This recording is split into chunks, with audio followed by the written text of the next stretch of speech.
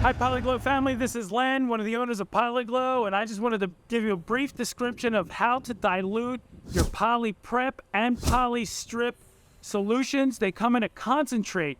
So in order to use them, you got to dilute them 3 parts water to 1 part product. It's the same dilution for both. So if you're using Poly Prep, which is used to remove the oxidation and staining from your boat or RV in order to apply Polyglow, or you're using Poly Strip, after 5 to 6 years you want to remove Polyglow, or if there's an issue with Polyglow, you can use Poly Strip to remove it. You want to break it down into a trigger sprayer using 3 parts water to 1 part product.